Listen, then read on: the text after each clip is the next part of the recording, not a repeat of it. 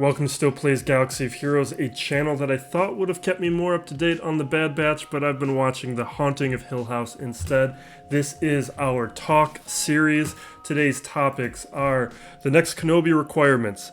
Commander Tano, we're going to break down the kit the way that we like to do it here. Bo-katan is now farmable in-game, and there's a couple other things within the updates. Then we'll be wrapping up with the free-to-play gearing of my roster. We've got 2 weeks that we will be adding in. We had 2 Grand Arena signups since the last time we did one of these. First up, we have the Kenobi Requirements, the second set. The first good piece of information here is Qui-Gon is only at Relic 3. That's a small mercy. I was expecting him at Relic 5 or Relic 7, given his importance and the ease of anticipating him as a requirement. The other surprise here is IG-100 and Watt as requirements. We guessed on Grievous. That one made sense. When we did that Speculation Station video a couple weeks back, thinking through how this event could go, we were thinking about the major battles that the Kenobi event could be made up of, and Grievous was an obvious one. There's only been 1 or 2 previous Galactic Legend requirements that have been opposite alignment, like Kylo Ren requiring Vet Smug Han. So I didn't think we would be seeing multiple dark side characters for Kenobi. So I'm a little surprised to see multiple ones here, but they make sense based on the movie. And Wat Tambor, I think, could have been more easily anticipated because it satisfies why why a number of people were speculating and discussing Cam as a potential requirement, but it solves the issue that Cam creates of Cam having the potential to destroy guilds. Because if Cam was a requirement, you're going to have whales leaving good guilds for higher and stronger guilds that can get like 50 out of 50 cam shards, and that would have been really bad for the game, which is why people were thinking that was not a possibility. But Watt allows them to do a similar thing with gating Jedi Master Kenobi, but do it for newer players and not affect the current guild ecosystem. Clone Sergeant's a little bit of a surprise. I was expecting more like Jedi Council type, but it's still Galactic Republic, so that's not too surprising. I'm not crazy about the Relic 5. I don't use him with my negotiator fleet, so I'm not going after Kenobi right away anyway. The other good news here, the other whatever news is we have double traps incoming. I'm going to be hitting Bo-Katan hard. I imagine most everyone is going to be going after those shards pretty quickly. And this is the first time in a while where I've had multiple characters to farm in-game.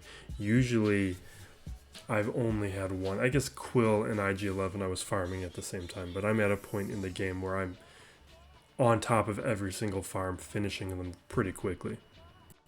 And I quickly updated this list we made before when we were speculating on what these requirements could be. So from the first set, we had Kenobi, Mace, Ayla, and Bo. The second set, we've got Qui-Gon and Grievous, who we guessed before, and then Watt, IG-100, and Clone Sergeant.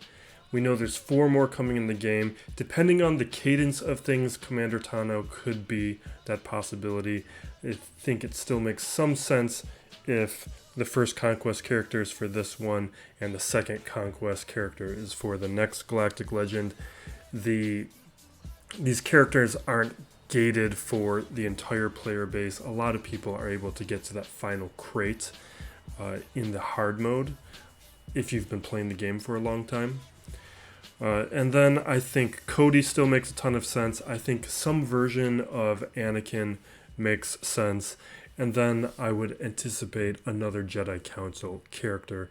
I just think Kenobi could make some of those Jedi Master or Jedi Council characters usable. And I think that is in CG's best interest. And a lot of people have been speculating on something happening to the Jedi Council for a long time, even them getting a tag.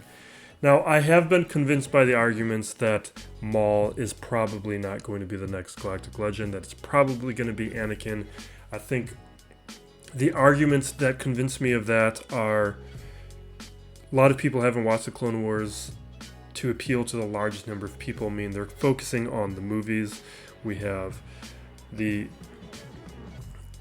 sequel movie characters. We have Luke and Palp, who come from the original series, but we have their sequel versions, and now we can focus on the prequels, and I find that to be very convincing. There was also the changing of the artwork on Jedi Knight Anakin, where the scar was removed from Anakin's face. That sets the game up nicely for having a fallen Anakin of some sort. So those are some of the things happening. The difficulty was, what would the requirements be? And I really think you just take fallen Anakin, move him over to the Maul requirements, and I think it's going to be a lot of Sith. Fallen Anakin can serve as Sith faction, and that's what I would be looking at there. And now for what was going to be the sole focus of today's video, but we got the in-game update, and with that in-game update was a possible error in the gearing requirements for Commander Tano. It does look really wrong. The requirements are on a completely different level than any other character ever released. I imagine they probably put certain gear on her for testing or for some other purposes and didn't think that the gear would be visible. It's the type of oversight, though, that I am pretty surprised by, considering that this is the third time something like this has happened. Like, Hux had the wrong gear, which is why you can gear him to gear 12 before 7 stars. Padme, they claim, had the wrong gear because they released Kairos at the same time, but the Kairos were supposed to ease other gearing requirements, or so they claimed, which didn't turn out to be the case with Padme, which is why they added gear to her event. But the gear for Commander Tano does look to be on a different level in terms of how bad it is, so it does look to be a clear mistake. Other thing, though, a little disappointed by this is she's going to be a 7-star unlock. I was hoping for a 5-star unlock, because a 5-star unlock would have meant like 2 waves of testing. 1 wave of testing at the unlock, and then another wave of testing once players got her to 7 stars and to relics. That's not going to be a thing now. And this is a little disappointing, just because it would have been a very fun thing to do that would have shaken things up for a while. Allow us to do a bunch of theory testing with a weaker squad, see what could happen, and then what could happen with stronger squads. It also would allow free-to-play, I mean, I'm a free-to-play player. It would allow players with smaller GP accounts who can't complete hard mode, who haven't been around 4 years like me, to get her sooner and start throwing her into squads, like get her at 5 stars or 6 stars, and let players start playing with her a little bit sooner. So that's a rather big disappointment. One of the other things that happened with today's update was Jolee Bindo also being removed from one of his nodes that bo-katan has been added to, and that is going to make going after Jedi Knight Revan for those earlier players a little bit more difficult, because he's now on the fleet node and not that cheaper light side energy node. But when it comes to Commander Tano, I'm still overall extremely excited, because she is going to make things weird. The possibilities of throwing her into a bunch of different squads is really strong. The plug and play viability is going to be great. She's going to shake up a lot of the teams that we have, and it's going to take a while to figure out what the ideal teams are going to be. It means Galactic Republic, Padme, Bad Batch, Scoundrel teams, Kira lead, Beskar Mando lead, even some like bo-katan or Armor leads. Like, there could be potential synergies with Newt to a smaller degree, as long as you're putting in maybe a light side ally in there. But she's going to, the Scoundrel tag is going to allow at least Commander Tano to get those bonuses and still boost up those teams. So, and then there's Galactic Legend Rey or Supreme Leader Kylo. There's a number of teams that she could be slotted into and make a lot of interesting changes. And I'm looking forward to the weirdness that she could be adding. Just wish it was going to happen a little bit sooner. So the way we like to break things down here is just strip out the other information. Except in this case, it was kind of hard to do that. The kit from a functional standpoint is simplistic, but it gets very complicated in the specifics. So the basic Jedi Master, it's an attack, and she gains advantage if a Galactic Republic or Scoundrel ally is present, and she's dealing special damage with that attack. First special with the first of 2 Zetas, Sheen or Sheehan, I have no idea how to pronounce that one. Commander Tano and a targeted Galactic Republic or Scoundrel ally are going to gain Sheen and then gain evasion up. She swaps turn meter with that targeted ally and then calls that ally to assist, who will deal more damage. And then Sheen, whenever a character with Sheen evades or attacks out of turn, then the cooldown on Force Leap is going to be reduced and the damage is going to be increased 50% stacking until it's used. The second special, which is Force Leap, has a cooldown of 8. The first time it's used, it's an instant defeat, and I'm getting the sense from how it's written that whoever is defeated is revivable, because it doesn't specifically say that they can't be. And then each light side ally gains 35% turn meter, and that's the first piece that signals that Commander Tano is going to be stronger with light side characters, even though she's going to have some limited viability with dark side scoundrels and unaligned force users. And then afterwards, because that's only the first time the Force Leap is used, she'll be dealing special damage to the target, gain crit damage up. The cooldown is going to be reduced from 8 down to 4, and then if she has Sheen, she will inflict Armor Shred, and based on those cooldowns, she should likely be having Sheen each time she is applying Force Leap from then on after, so that should be a high probability of inflicting Armor Shred. And then her unique, this is a great unique, gain 50% offense and crit damage, and then if she's paired with a light side unaligned force user, Galactic Republic, or Scoundrel ally, she will gain 50% health and defense as well, and then share those bonuses with light side allies. But the wording there is she only needs 1. So just by having one of those kind of allies present, she will be gaining all those bonuses, and if they are light side, she will be sharing them. So those are the particulars there to be aware of. And then there's a component where if fewer allies than enemies are present, bonuses are increased. And the wording on here is, I'm not sure how they're specifically meaning, so that's something to be looking out for. So when you break down through the post, the addition of unaligned force users, I think, has been needed for a long time. A lot of players have been speculating how to get a lot of these other characters like Visas usable, and now we have that possibility, which is tantalizing. I know a lot of us are going to be testing for it. Hopefully it happens. Not a guarantee, but we at least have that hope now, which we didn't before.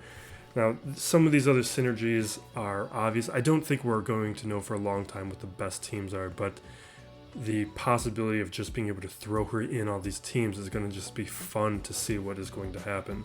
So there is that Scoundrel viability with the Mando characters. There's the possibility of Padme teams, possibility of Bad Batch teams. Lots of places she could be plugged in to do some damage.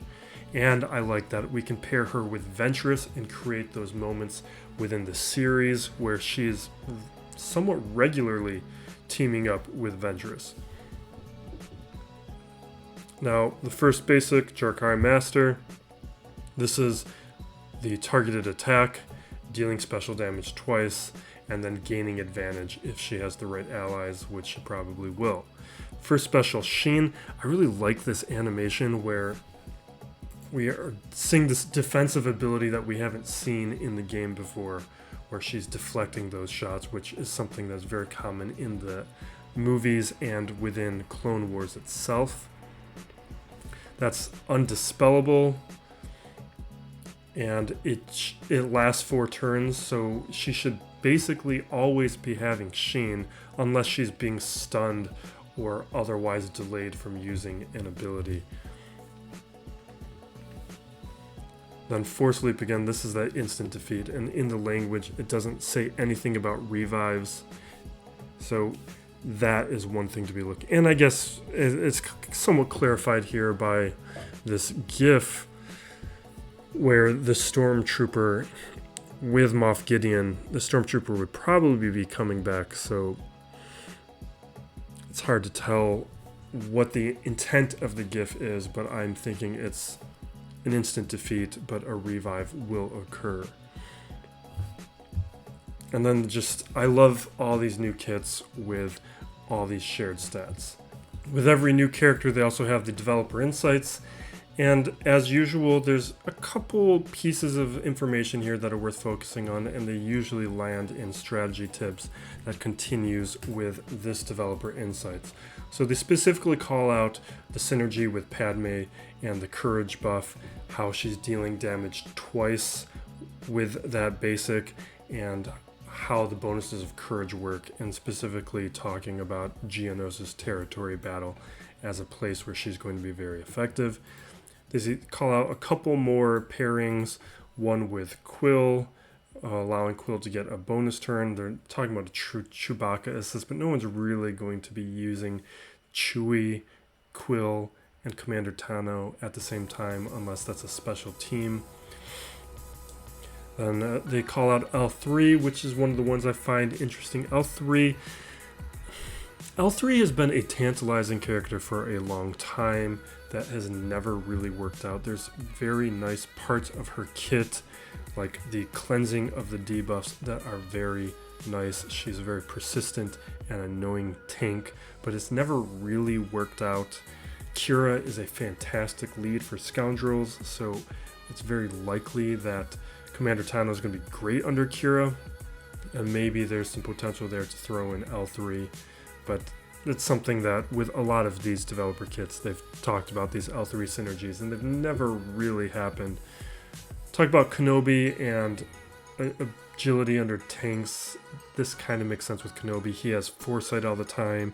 He throws up counter. So if you throw Sheen on Kenobi, that's going to be extremely functional in helping him do a bunch of extra damage. And the last couple pieces here, they talk about how pairing her with a strong tank is a good idea. They talk about the Beskar armor Mando, which makes sense with getting those stacks of Whistling Bird up. One of the things I've noticed is, depending on the teams that you set up with him, it can be difficult to get to those stacks because sometimes he just takes his turns really. Like, I have a slow Beskar armor Mando. I pair him with characters I think are going to help get those stacks up to 20 really quick, but it doesn't always happen just because of turn order and other things. They're saying the synergy there is going to allow those stacks to happen possibly more consistently. And then really it's about this last line. This is a hint towards the future. There's no way for Force Leap to start off cooldown at the moment. So it's a big hint for either Jedi Master Kenobi or for future Conquest character, just something to come. That's something to be looking out for. And they lay out specifically what the unaligned Force users are. So it's Commander Tano, Commander Luke Skywalker, Fulcrum, Rey, all the Reys, Visas, Asajj, Kylo, and then all the Kylos.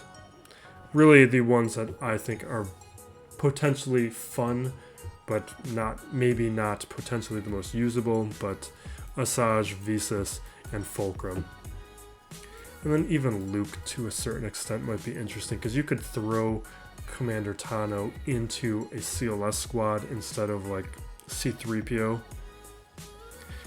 and still get a ton of synergy there, because you're going to have Scoundrels and from Han and Chewie to give a lot of those bonuses, and then she's going to be sharing her bonuses to light side allies. So that means Luke, even though he doesn't have any tags shared, or no, he would have unaligned forces, but if there were other people on the team that didn't have the tag, they would still be able to share those stats.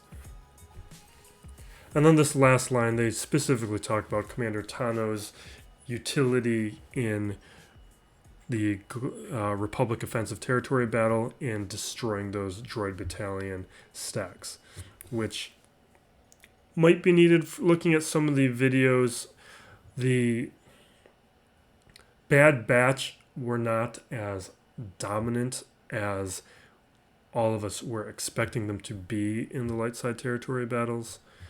That might just be of not having the optimal usage of them figured out yet, but it could be like adding her into a Bad Batch squad is going to be doing a ton of work. With today's update, Commander Tano was added to the game and Conquest was brought back. The big thing I want to be paying attention to here is what our currency income versus spend is going to be. Right now, we're just going after the Razor Crest. Our currency income was exceeding our currency spend. That may no longer be the case now with Commander Tano. It really is going to depend on how often you see them appearing at the merchants. And if we're seeing them at the merchants enough, that might mean that our currency income is no longer going to exceed the spend and we're going to start going into deficit. So that is a big thing to be paying attention to figure out how quickly we can be farming these characters, or if we're going to have to start making some choices. Next portion here is on the Kenobi requirements we touched upon, but the second portion here is in recognition of that, the dark side battles becoming double drops. We talked about that a moment ago, but really I want to emphasize, be prepared for this. It's May 22nd and 23rd. Keep your crystals around to take advantage of those refreshes. Refresh ahead of time. Go after bo-katan early. And for my new account, for example, I'm shifting my focuses, just going after those dark side battles for those 2 days. And it's not a big diversion, and it's a big help.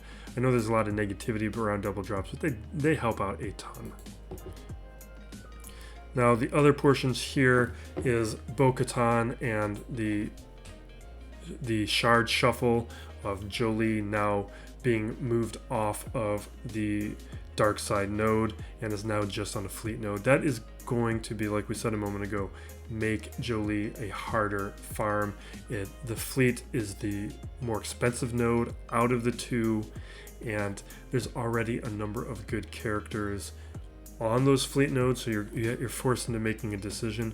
The only thing that I think is good is, as I've been going through the new account, there are so many light side and dark side farms that I've actually been farming Jolee a little bit more frequently from the fleet nodes anyway, so maybe it doesn't make a huge difference, but it is going to slow down the rate at which you can get Jedi Knight Revan. So this is the gearing that I did a couple days ago before this past Grand Arena sign up, and also the gearing that I did a week ago. So just throw it all in here at this time. We didn't do a talk video since that last week where I did the gearing before the last Grand Arena sign up, because there just wasn't any big news at that time. So we're going to group it up just so you know that is where that information is coming from. We've got to sign up for Grand Arena, and we need to do our free-to-play gearing before that happens. A moment ago, I leveled up Cad Bane from level 10 to level 11. He had 3 stun cuffs that I had been avoiding putting on for a long time now, but I was doing some Razor Crest testing. I wanted to see what boosting him up that little bit and putting on those higher level abilities onto Xanadu's Blood would do for the Razor Crest testing. But in my section at the top of the fleet arena, I'm not really seeing the viability there, at least against the Negotiator. I haven't been able to test against the Malevolence yet. But after I fall a bit, we'll be able to test that and see if there's any viability against those meta fleets. Otherwise, in Grand Arena, this next week at Grand Arena, we are definitely going to be testing Razor Crest and against like Empire, Akbar, Finalizer, whatever we get opportunities against. I'm happy to lose Grand Arena battles if it means that we can get some testing done for that. Now, in terms of the other characters I want to gear up before Grand Arena, it's basically just a Bad Batch. I think what we're going to do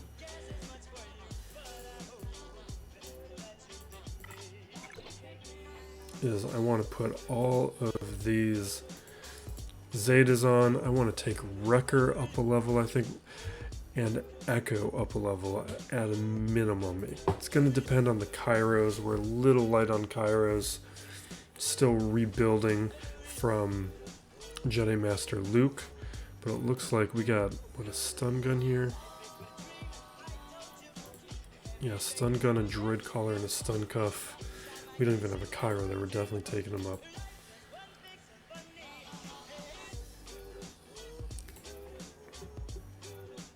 And then Wrecker here. When I was doing the Galactic Challenge, I was not feeling like gear level 8 was not cutting it. So we got the Cairo. Good on Carbantes. Furnace. We're definitely taking them up one.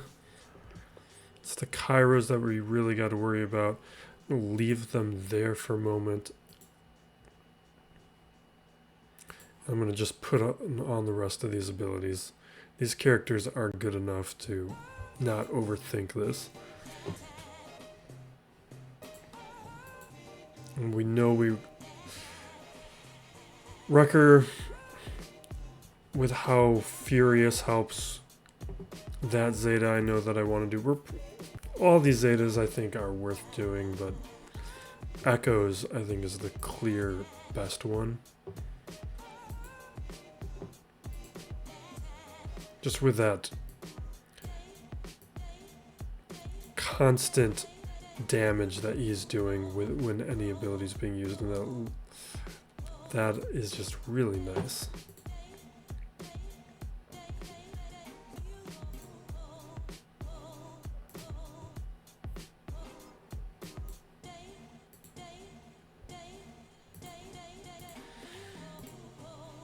I left a couple of these Omegas on or off, just to give myself a little bit time to look at them as these other characters came out.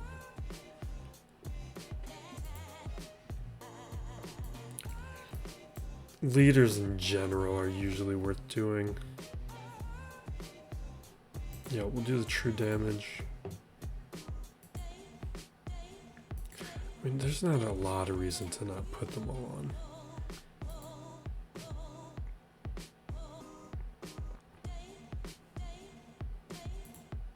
Okay, we got that Kara's another stun gun. We're gonna take him up.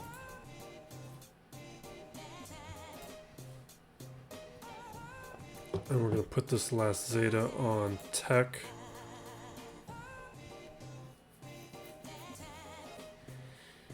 We might leave it there for the week and just start feeling these characters out.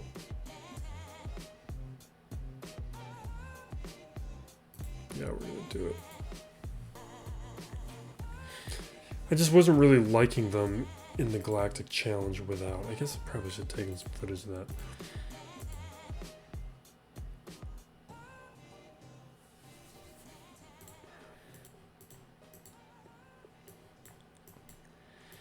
And I don't think we're going to do more than that this week.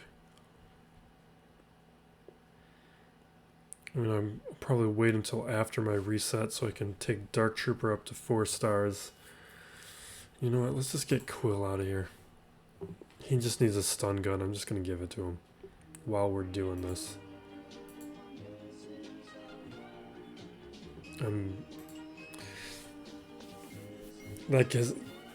We had a decent amount of stun guns and Carbantes saved up, which we probably just used up, but it's a good amount. Alright, we're going to call it there for the week. I'm going to put on some of these other pieces onto the Bad Batch, but you guys don't need to watch that. Those are the characters I am looking at. Bad Batch are really the biggest priority. Most of these other characters are just in the background. I'm slowly working on as I slowly kind of finish off any requirements related to Galactic Legends. So it's been another week, and we have another Grand Arena sign up to do, so we're going to do some gearing beforehand. There's not too much I want to do here. I'm thinking one relic, maybe a little bit of work on the Bad Batch. And the big thing that happened over the past week is we have Ki-Adi-Mundi unlocked. I have my gear item, leaving him there for now just because of the gear that he requires from this point forward. The things that I'm going to do, though, is I think I am going to throw on the Zeta. Adding plus 30 speed is a lot. Since he's still only 4 stars, this is a horrible Omega that is just going to get him killed, so that's something to avoid. Generally, with these newer characters, I don't put Omegas on right away. I like to get a feel for them first. Usually it doesn't matter, but from time to time it does. So Kylo, I want to get up to relics. I'm going to do it right now. Because of his ability to solo Old Republic teams. I don't know what relic level I need. I'll figure that out the hard way. But with the Grand Arena defenses increasing, I'm fairly certain Old Republic are going to become even more common on defense, so that is going to get a lot of use. So that's why that was a priority of mine. And then what I want to do...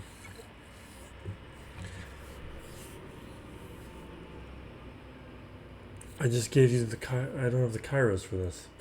I was going to take one of these guys up. I don't have the Kairos for it anymore. Because I just gave them to Kylo. Maybe not.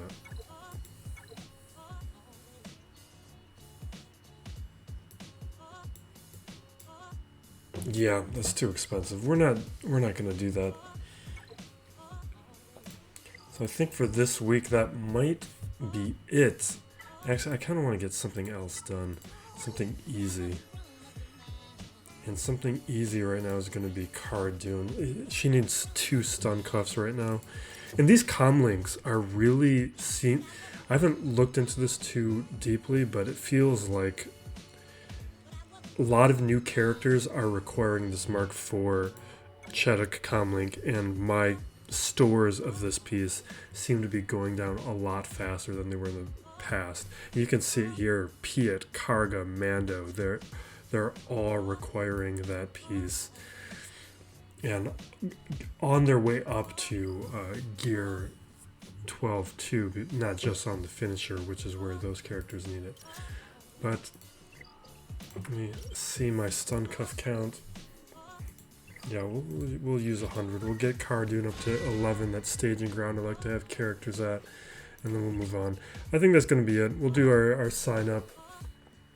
The rest of this is not something I'm going to worry about. Okay. That's going to wrap it up for this video. The road construction that was happening right outside my window over the past week or so is finally over, I think. So hopefully I can get back to you working on videos more frequently without as much interruption. Also depending on my own personal workload outside of all of this. Thank you for watching. Be safe out there, everyone, and be excellent to each other.